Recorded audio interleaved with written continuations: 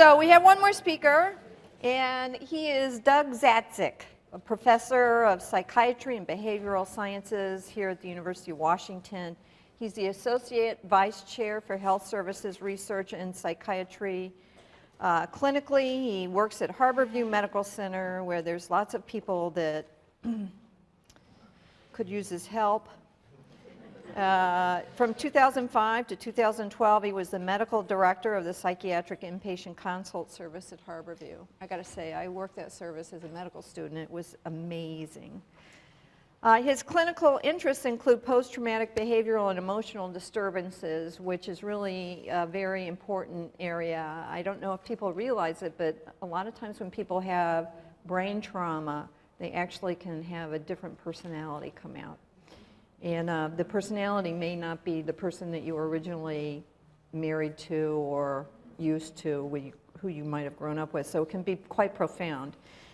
In addition to doing this work, he also is a member of the core research faculty at the Harborview Injury Prevention and Research Center, and he currently serves on a congressionally mandated United States Institute of Medicine 4-year ongoing assessment of PTSD treatment and the World Health Organization Stress Disorder Guideline Development Group.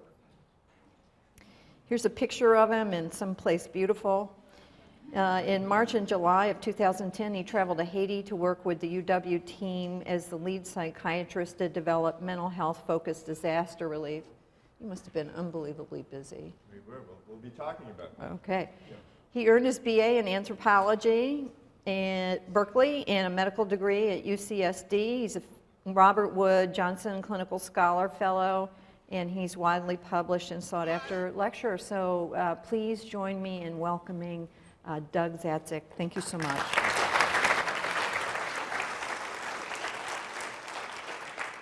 I realize this is sort of a heavy topic, and there's good news here. We'll be talking about sort of post-traumatic responses, but really emphasizing resilience in public health approaches to recovery after trauma. Okay. Just want a number of public funding sources to declare that support this work, a number of really outstanding co-investigators that have helped with this work over the past decade at Harborview. So actually I made these slides on Friday. I didn't capture the recent East Coast blizzard, but it seems every month or so now in the US we're confronted with another sort of mass traumatic event. The hurricanes in November on the eastern seaboard, the mass shootings at Sandy Hook. And so the learning objectives for the next 45 minutes or so are to go over post-traumatic stress disorder and related stress response syndromes and think about public health approaches. And when we say public health approaches to stress disorders, what we mean are approaches that target the entire population, everyone exposed to mass and individual trauma. And we'll talk about stepped care that initially kind of addresses low-intensity, easily delivered interventions to populations of folks who've been exposed to trauma, and then gradually steps up care to more intensive intensive interventions for folks who remain with symptoms after these initial low-intensity responses. We'll focus also on cultural diversity. Beth and I work at Harborview. There's tremendous diversity there, and I've had an interest in anthropology for quite a long time. So this is the basic model, and I'll show this slide about 10 times. But just to get you sort of into what we'll be taking home, we're looking at a stepped care model after trauma to help with resilience and to help treat post-traumatic syndromes. The first step is support, basic support, addressing basic needs and concerns. And we ask people what they're worried about, what they need, and we try and create an environment of safety. And then if people remain with symptoms, things like risk behavior, sometimes people do crazy things after they're exposed to multiple traumas, then we address that through psychotherapy and step things up if people have ongoing PTSD, depressive symptoms, bereavement. We step up care even farther to psychotherapeutic interventions that are more office-based or medication therapy. So we'll go over this again and again. So the emphasis will be on clinical cases, okay, from Harborview and elsewhere. And we'll also talk a lot about self-care. I know one of the things you could take home is in the event, you know, these events are unlikely, but not that unlikely. In the event you or a loved one is exposed, what can you do for your own personal self-care, for your family? And what are the times when you should think about more professional care, seeking more intensive help, okay? Lastly, I think, it's almost 9 o'clock, people may be nodding off, so what I'm going to do is sort of like Phil Donahue. I'm in a couple places, is pop quiz, medical school. What would medical school be without pop quizzes, right? So basically, we're going to look at some of the symptoms of these disorders, then we're going to look at some case studies, and I'll just go out and find someone who's interested in telling us what they see and relating it back to the lecture. So stay tuned. Okay. So this is Harborview. It's really an amazing place. Over 6,000 injured trauma survivors admitted from the entire WWAMI region, Alaska, Montana, Idaho, Seattle, all of Washington, each year. Kids, adults, incredible cultural diversity. We've done studies on the trauma wards. 1 in 10 folks admitted are monolingual, non-English speaking, but 40 languages are represented. So this is Beth and my sort of day in, day out existence, and we're bringing a little bit of that here, okay? So, trauma is in my background. You heard I went to medical school in California, grew up a Californian. Some of my earliest, memories of mass trauma are earthquakes. 1972, San Fernando Valley quake. I was an intern at San Francisco General Hospital for the 1989 Loma Prieta quake, okay? Then moved to Seattle and brought the quakes with me, right? So now, 2001 was the consult doc in the ED and the psych ED for the earthquake here, 13 years ago. So, but actually my entire view of this field and mass trauma was radically altered by, what Terry was talking about, our UW Haiti earthquake relief effort. So I don't know how many of you, this is still in your consciousness, but 3 years ago, about this time of year in Haiti, Port-au-Prince, city the size of Seattle, massive quake and 200 to 300,000 fatalities, okay? Multiple ongoing stressors, aftershocks, tent encampments where people no longer had, houses to live in. There were tent cities, violence in the cities and in the streets, and then hurricane threats as February, March, moved into August, September, okay? And so Haiti wasn't doing well to begin with. It has one of the lowest standards of living in the entire Western Hemisphere, okay? And then this quake, just a devastating quake, okay? These folks are looking for people and other things under the rubble. Real quake, okay? So what did we do? Well, University of Washington Global Medicine has an HIV clinic in Haiti, and there are 36 Haitian staff down there who staff the clinic, okay? And so early on, the quake was January 12th, so early on in the days and weeks after the event, we heard that the staff were having trouble. They were having trouble with two things. Their patients had been massively traumatized, and they needed kind of information and thinking about how to treat trauma-exposed patients, but they were also having trouble because many of them had lost friends and loved ones, okay? So what we did at Harborview is we assembled a team to go down to Haiti, okay? And we organized trainings for the providers, much like this. We talked about post-traumatic stress disorder, many of the things you'll be learning tonight, okay? I brought medications, we had psychotherapeutic skills. We organized clinics in the evenings after the day trainings to treat both the patients and staff who were really suffering from post-traumatic reactions, okay? After we left, we had ongoing telephone consultation. We did a follow-up visit at the 6-month anniversary of the quake in July of 2010. And we also embedded anthropologic ethnographic research. I'll tell you a little bit about that as we get on into the talk. So this is an example of what we're doing now, sort of, a didactic on post-traumatic reactions, screening instruments. It's in French. And this is a case conference. What the Haitian providers did is they got together and they kind of thought of their current patients they were seeing, and they put together cases and we all discussed them, okay? This is Martine Pierre-Louise, and thank God for Martine because I don't speak either French or Creole, the two predominant languages in Haiti, and she is actually on the interpreter services at Harvard. She's just, Beth and I work with her day in, day out, so, when we're putting our team together, of course Martine is going to come down with us, okay? And so I had to slow down. It was very hard, but, I would say something, she would interpret, there'd be a question back, she would interpret. That was the process throughout the 9-day visit. This is where the UW team slept. Nobody would sleep inside after the earthquake. So, when in Rome, it actually, with all the aftershocks, it actually seemed like a good idea to sleep in a tent. Disaster classification. So basically there are natural disasters like earthquakes, hurricanes, there are technologic accidents like the events around the nuclear reactor in Japan, Fukushima province last year. And then there are human-induced events with malice, okay? And from a public health perspective, usually, although this wasn't true in Haiti, but usually there's sort of a pyramid or a triangle where you have, in purple, the people who are most severely exposed or in crisis. There's a few more people in the population that have been exposed who have sort of enduring problems or disorder. There are a lot of folks who develop acute symptoms, and then there's a number of folks who maybe have a few symptoms, but they go on to do quite well, okay? And that's part of the message is with good coping and resilience strategies, most people do quite well after an overwhelming traumatic exposure, okay? There are groups of folks who are at risk if you're injured, okay? If your life is directly threatened, if you're bereaved, if you've lost somebody. The children and the elderly, and also folks with prior mental health vulnerabilities, okay? So there are all sorts of post-traumatic emotional and behavioral disorders that can develop. And I'm not going to go into each one of them. The sort of cardinal syndrome we all think about is PTSD, and also acute stress disorder. I'll describe those symptoms in just a couple minutes, and then we'll look at a case, and that's where you guys will sort of put things together.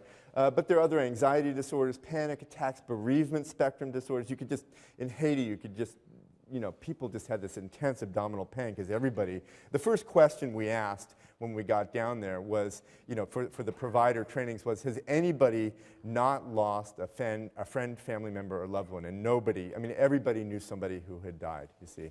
So this is very common, especially where there's a lot of people who've passed away. Major depression, somatic symptom amplification, which is sort of like psychological exaggerations or expressions of physical symptoms, so like a paralysis that has no anatomic cause. That's a very common presentation. Then there's risk behaviors, alcohol and drug use to sort of drown out the symptoms, or other risk behaviors like carrying a weapon. If you've been attacked, you feel safer if you carry a weapon. Then there are organic disorders, traumatic brain injury, and finally exacerbation of chronic mental illness. Okay, so PTSD, overwhelming trauma. This is where you need to listen up because somebody's going to get called on to describe something. Okay, intrusive symptoms, which are, we'll talk about avoidance symptoms and arousal symptoms. The intrusive symptoms are memories, nightmares, flashbacks, and distress at reminders. Okay, the avoidance symptoms are avoiding any kind of reminder of the event. So say you're on a crash on the freeway, you're driving from West Seattle into downtown, you're on the West Seattle, you know, highway bridge, you're in a crash. You no longer want to take that. You don't want to accelerate up to freeway speeds and take that West Seattle bridge, and it takes you 2 hours to get to work every morning. That's avoidance, okay? Amnesias, emotional numbing and isolation, and also the sense of sort of an existential symptom, foreshortened future can happen in your avoidance symptoms. And then there are your arousal symptoms. You know, PTSD is a syndrome of psychophysiologic arousal, as we'll hear about in a minute. So insomnia, irritability, poor concentration, startle, and those are all arousal symptoms. So very briefly, let's just think in a very straightforward way about the sort of neurobiology or neurophysiology of the stress response syndrome. So here we have, you know, a drawing of a gentleman taking a walk in the forest, and he comes upon under a log a snake, a rattlesnake maybe, okay? And so what, you know, and then we have his brain, okay? And his brain is imparting this image of the rattlesnake to the visual cortex. And in his body, peripherally, in his muscles and his heart, there are stress hormones, catecholamines, that are secreted in increasing levels, and epinephrine and norepinephrine. And his heart is racing, there's more blood to his muscles. The fight or flight response, in sort of straightforward terms, is activated, okay? But centrally, in his brain, in his hippocampus, the sort of memory part of the brain, this image of the snake, these catecholamines, these stress hormones, are sort of enhancing memory consolidation. It's like burning a compact disc, but very strongly. So the memories are consolidated more intensely by the stress hormones. So you remember that. Now, why might that be useful from a sort of evolutionary biological perspective, okay?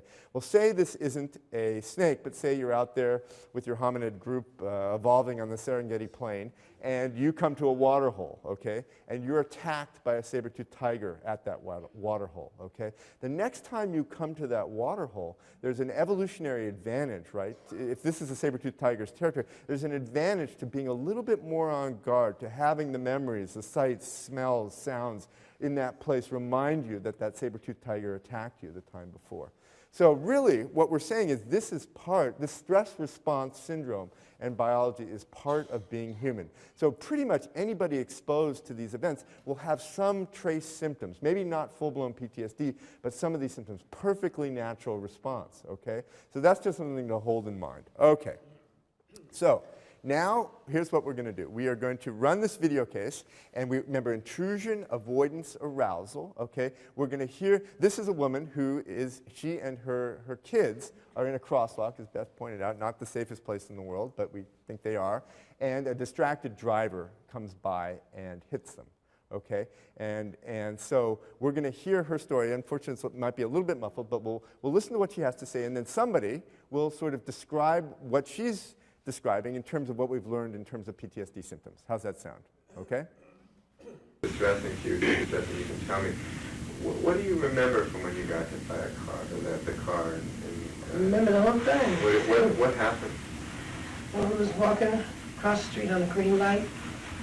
Me, my daughter, my niece, and my nephew, and Was it daytime? it was about 5:30, and it was raining In the afternoon?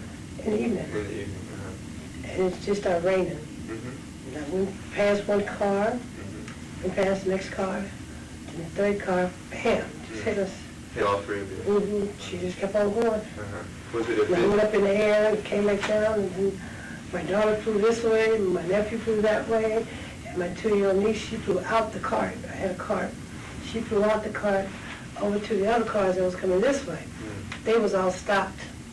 You know, she flew way over to the other side, and big old gash in her head. And I went up in the air, came down, I said, where's my babies? Where's my babies? She, my daughter, she was in like, I was right here, and she was like in the back of me. She was like laid down. I said, oh no, they killed my baby. And then I said, where's my other baby? Where's my other baby? Then this lady brought me the little baby. And then my daughter just started screaming. I said, thank you, God, thank you. And then it was another lady over there, but my daughter said, don't move her, don't move her. And then I was trying to get to her, but I couldn't move. I guess when she hit me, I went up, because my legs had stopped working, you know, I was paralyzed. So I was trying to get her with my arms, and then another lady in the man said, Miss, stay, you know, stay still, you might damage yourself more. I said, no, I want my baby, I want my child. You know, and the next thing I know, the ambulance was there. And so remember, intrusion, avoidance, arousal. I think you cracked the joke about doctors. So why don't you stand up, look at the camera. So first off, first question is, take a guess. How long after the trauma do you think this is? Oh, it could be years later. It could be years later, right? It could be years later. It could be last week. It could be last week, right? You don't know. You don't know, but actually, so this could have been last week, or it could be a year later, okay? Or years later. It's actually 1 year later, okay? All right. So in kind of looking at her response, what do you see in terms of symptoms? Does this seem to be something that's kind of casual to her, or is she absorbed in it? What do you think? It just seems like she's really reliving exactly what happened and exactly how it felt. I mean, this is not something in her past. This is something that she's experiencing right now, emotionally and everything. That's perfect. That's exactly right. So there will be another case study, so everybody be on your toes and don't say anything mean about doctors. I'm kidding. But but that's exactly right. This is in her nervous system. Kinesthetically, she's one kid flew this way, one flew, my daughter, oh my God, it's really right in there. And you can tell this is just really right with her, okay, and part of her everyday experience. It's almost at the level of a flashback, right, where she's not psychotic, right? She can tell between internal and external reality, but this experience is her reality. It sort of blinds her from other things in the world. And this is the problem with the disorder, right, is that you can't get back into your everyday routine and life because you're absorbed in this horrifying event or series of events. Okay, so that's post-traumatic stress, and the really good news is we've developed many, many treatments for this disorder. This can be treated for the most part, okay? And so now I'm going to tell you a little bit about that, and we're going to actually do some more case studies as well. Okay, so to start off, there are multiple levels of intervention after these traumatic, individual and mass traumatic life events, okay? At the individual level, there's sort of psychological first aid, these supportive techniques that we'll be talking about. There's also evidence-based psychotherapy. This is where you might go to see a therapist for 8 to 12 sessions or more. There's also medication. Just to hold in mind, from a public health perspective, there are also organizational interventions like what we're doing in Haiti, and there are community-based interventions. I think Beth was speaking a little bit more to that, okay? And the other piece of this that's very important is that at Harborview and in a lot of places now, in the Defense Department, in the Veterans Affairs hospitals, what we're doing is we're embedding our psychological interventions in primary care, in trauma centers. So it's not like, your consultorium, your classic psychoanalyst who's got an office and that sort of thing. The psychiatrists like me or the psychologist counselor are working, shoulder to shoulder with OBs and internists like Terry and Edith. We're working in those clinics. And this is really helpful in many ways. A, you don't have to make an extra referral, and B, the stigma of seeking out mental health care, which there's still a stigma, let's face it, right? That it's broken down because you could be seeing your OB for, obstetrical reasons, or you could be seeing your OB because there's a psychologist in the clinic that can help you as well, okay? Okay. So another set of Harborview sort of experience. I know Beth and I are sort of consumed by these experiences, but this is what we're thinking. This is sort of our stepped care model. Let's go back to the Seattle earthquake, okay? So I'm a psychiatrist on the consult service. The earthquake happens, okay? Beth and I are part of the public health response system. We know that we basically, we try and use our phones now to call our family. Hopefully that works. Good luck, in a real event. But we contact our family, and then we go to the ER to triage medical and psychiatric casualties if that's what the event brings on. So this is a real case. I've disguised it a little bit, but a 22-year-old woman from the Middle East.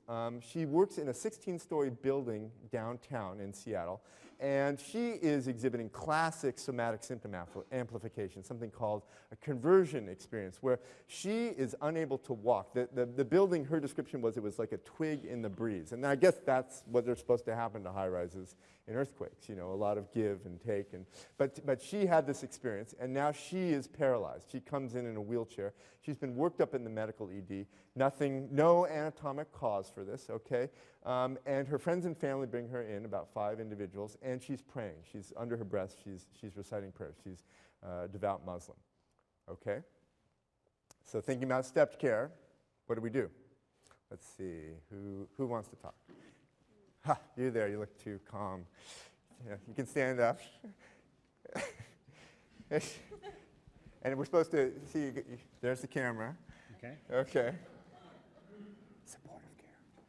Supportive care? There you go. All right, we don't give her a medication, right? There's so many things, she has so many things going for her in terms of naturalistic processes that are going to be helpful to her, okay? She's got friends and family. She's got social support. She's got a culturally sanctioned mechanism. I mean, she's praying, I mean, this is actually really good. The one thing we're going to want to do, here's our step care model, so we're in this sort of initial box, supportive care. The one thing we're going to do is we're going to want to, in all the frenzy of the ER, we're going to say, I mean, there's great news. We cannot find an anatomic cause for your legs not working. This is fantastic. This is something to be relieved about. And it's quite likely that over time, you know, if there are no aftershocks and everything else, over time, that you'll gradually improve. We do want to talk to you in maybe 24, 48 hours just to see that you're gradually improving. So we want to reassess your symptoms. We're going to send you back with your friends and family and do whatever you need to in terms of, you know, support or prayer. But we do want to talk to you again to see that this is resolving, okay? And that's our initial intervention with her. We're not talking about medications or psychotherapy, and she actually got better. All right, so let's talk about another case. Now, we've been kind of switching between mass trauma and individual trauma, and at Harborview, we have it all. And so this is a case of a 15-year-old who is knifed in the face in the Central District in what may have been, or clearly was, a gang-related event. She nicks her 7th left cranial nerve, so she's going to have trouble smiling on that side. And what do we do? So in our research and in our clinical work, in this supportive care mode, we're following post-traumatic concerns, like of everything that's happened to you, what concerns you the most, okay? And we're going to do stepped care with her as well, all right? So our initial step is support and kind of following where she wants to go with her treatment and what's most concerning to her about this trauma, about being knifed in the face, okay? So we actually, in our research, we do exactly what we would do in clinical work. We ask this question, of all the things that have happened to you since you're injured, what concerns you the most? And we actually tape record and code these. So I'm going to show you some transcripts longitudinally of her most pressing concerns in the days and weeks after the injury. Okay. So on the inpatient ward, when she's hospitalized, Beth is probably seeing her as the pediatrician, and I'm seeing her as a psychiatrist. You know, of everything that's happened to you since your injury, what concerns you the most? Well, my smile might not be back no more, and my face might be scarred for life. Okay. And if you ask her a couple more times, she has these physical health concerns and bodily concerns, concerns about disfigurement, perfectly natural for a 15-year-old. Okay. 1 month, again, asking this question. My face, of everything that happened to you since your trauma, what concerns you the most? My face being back the way it used to be. I think they cut a nerve. So they say it takes 4 to 6 months for my smile to come back or not. Okay, so still the disfigurement theme. Anything else that's bothering you? Well, I'm kind of traumatized because, like, when it happened, I thought I was going to die and stuff. So I don't know, basically just hanging and stuff. It was just a total shock, I guess. So that is PTSD, right? There's anxiety, arousal, fear of death. So underneath these worries about disfigurement is the anxiety and sort of stress response syndrome. But to get there with this young woman, you know, what do? You have to show up, which, you know, 5 days after the surgery, she's going to have an ENT resident see her in clinic who's going to be really busy, okay? And she's going to have these concerns about her scarring. And if you're there as a care manager, as a psychiatrist, and you can interface and sort of address those concerns, you can engage her and build a therapeutic alliance, okay? So that's support. Now, there are multiple other pieces to post-traumatic support. Beyond addressing needs and concerns. There's promoting safety and calm and promoting resilience-based coping. There's a basic principle of doing no harm. There's good communication and empathy. And there's also sort of attunement to cultural issues and context. So this is just like, you know, thinking friends and family. So what are the first things you do, okay, after trauma exposure? So if someone's injured, you care for the injury. If someone, you know, is used to getting 7 or 8 hours of sleep, sometimes it's hard, but you aim to get that back into their daily cycle. If someone's used to 3 square meals, you're working to get that back into their cycle. And establishing safety. Sometimes it's hard after a trauma. Okay, the next step in this sort of kind of resilience-based coping model is making time with friends and family so that people can sort of spontaneously reflect on the event with their loved ones and the people they're close to, and also discuss reactions and feelings. Now, we used to recommend forced debriefings. I actually did this in 1994 after the Northridge earthquakes with the Red Cross because we thought it was helpful, but we did studies, and it doesn't help to force people to talk about things. It's more sort of making the circumstances so that people can naturalistically process the trauma. Okay, and then when to seek professional help? Well, if people are having overwhelming responses, overwhelming fear, horror, shock, kind of that, you know, dissociation where you're just completely withdrawn from the world, that's worrisome. And right off the bat, we think about maybe even medication therapy to sort of quell those responses. Extreme behaviors, extreme compulsive behaviors, extreme risk behaviors, or persistent reactions that last days, weeks, months after the trauma. Those are all cues to think about more intensive professional help. Okay, let's go back to our 15-year-old. I'll try and zoom through this. I just want to show you that in terms of gun violence and weapon carrying, things like that, we've really worked on these issues. And so this young woman is at risk for, this is probably a gang-related knifing. So she's at risk for subsequent, violent injury and maybe even gun injury. Okay, so we have an intervention technique, which is, Beth was saying, just stop smoking. Well, this is kind of the opposite of that. This is a psychotherapeutic technique that's non-confrontational. And it might start out with, well, God, smoking's kind of cool in some way, or, oh, you're carrying a weapon after your assault. Well, it probably makes you feel safer, huh? And there are probably, 6 other good things about this. So motivational interviewing weighs the pros and cons, but you might start off with all the pros, and that leaves open the cons for the individual. Yeah, it makes me feel safer, but somebody could grab that knife from me and stab me with it, right? So you have these sort of dialogues, this ambivalation, if you will.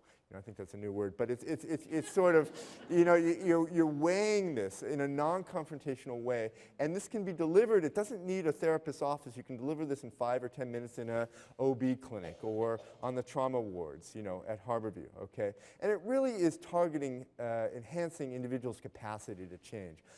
So I won't throw too many graphs. I'm just going to zip through these. So basically, this is a study we did where we took a random sample of 120 adolescents, and it turns out about 30% of them, 35% of them endorsed carrying a knife, gun, or club in the past year before their injury at Harborview. And we randomized them to motivational interviewing or no motivational interviewing, and we followed their gun carrying and weapon carrying over the course of the year. The yellow line, so x-axis is months after injury, y-axis is percent saying, yes, I carry a weapon. And basically, the yellow line is the intervention group, the folks who got the motivational interviewing, and this was ongoing, naturalistic, maybe 3 or 4, 5 to 10-minute sessions. The red line is the control group. By the end of the year, what you see, highly clinically and statistically significant, 7% of the kids who got the motivational interview were still carrying weapons by their own self-report versus about 21, 22% in the control group. So really substantial reductions to these relatively straightforward psychotherapeutic techniques that can be delivered on the fly by busy medical practitioners. Okay, there's an evidence base to everything we're talking about here. I just am accentuating it here. I won't do that again. No more graphs. So psychotherapy and medication. It's almost 9 o'clock. Just so you know, there are cognitive behavioral therapies that work for PTSD, 8 to 12 sessions of exposure, cognitive restructuring. There are also medications, the SSRI, serotonin selective reuptake inhibitors, Prozac is amongst these. There are also medications now that target sleep. And that's sort of the crowning glory. Once people are engaged, you can begin to do medication and psychotherapeutic treatment. I thought just at the end, in terms of resilience, we'd come back to Haiti. There's tremendous devastation, and we brought a lot of information and knowledge about PTSD to Haiti. But, we knew kind of 3 years ago, right about now actually, that when we were going down there, the context was going to be something that was very far from Seattle and what we could imagine. I mean, we had Martine and other Haitian cultural experts, but we were thinking, gosh, these people have just suffered a devastating earthquake, and we're coming down with all this information, but we want to learn from them also. We don't think we're going to capture it all. So we embedded an anthropologic and ethnographic study in our earthquake relief effort. We got University of Washington human subjects approval before we went down, and basically we took field notes, we had team discussions, and we did focus groups. All these are ways of eliciting from the folks who are working with the patients and the providers kind of what they think is important, okay? And there was a clear theme that came through. It said, the Haitian providers especially said, don't underestimate religion, and this is a direct quote, in Haiti. Haitians are very religious. This aspect was not addressed in our initial, February, January training development, okay? And when they say religion, I think they also mean spirituality, okay? And this was a very big theme for Haitians after the quake, is restoring their cultural and spiritual heritage. And, it's not just a theme that's unique to this particular case of earthquake relief in Haiti. There are a number of dialogues going on in the scientific community. This is Francis Collins' book. He's the head of the National Institute of Health. He's a geneticist, where he's trying to bridge scientific and spiritual perspectives. This here around genetics and creation. Okay, so we did the focus groups, and they gave us clear feedback that we needed to think more about religion and spirituality. And so in our July training, we came back and we devoted about 25% of the training, a full half day, to this issue. And we asked the Haitians a lot of questions about how religion and spirituality was important to them. And there were a number of themes, and they were all really interesting. Okay, so one theme that came out mostly from the patients who were not educated medical providers, but were Haitian, frontline HIV patients. There was a lot of sort of ideas about voodoo. And see, the Christian churches, which were older, were basically decimated because they were concrete in the earthquake. But the voodoo, the newer sort of voodoo, churches, which were more wood and kind of hodgepodges, withstood the quake much better. So there was a sense that voodoo was a stronger religion, and that even the earthquake might have been a voodoo curse. Okay, so there were those sorts of religious themes. But then amongst the providers, it was really quite amazing to me. And there I was, I had an American passport. I could come and go as I pleased. These providers had suffered the loss of family members, friends, and loved ones. Everybody had lost somebody. They had triaged massive casualties in the Port-au-Prince hospital during the quake. I don't know if you saw those pictures in the New York Times. It was unbelievable. Then they, many of them had lost their houses and were living in tent encampments with their families where their kids weren't safe. There was violence. There was cholera. In the summer, there were hurricane threats. And their faith, they described their faith as an incredible sort of foundation for just enduring this, and beyond enduring it, kind of living full lives and transcending everything that was in front of them. And it was really quite impressive in terms of resilience. I was blown away, and also wondered, how I would do under those same circumstances and what I would pull upon. So, in summary, we'll have a little bit of time for questions. Trauma happens, okay, and it's sort of this balance. Beth and I are sort of immersed in it at Harborview, but it doesn't happen that often, but it does happen, okay? And so beginning to think about sort of ways we can promote resilience at a population level and ways we can treat trauma when we are exposed. And there are evidence-based treatments, both psychotherapy and medication. And I think there's also ways we can begin to learn more across diverse cultural groups in terms of resilience and trauma. Stepped care, that's my tent. Thank you.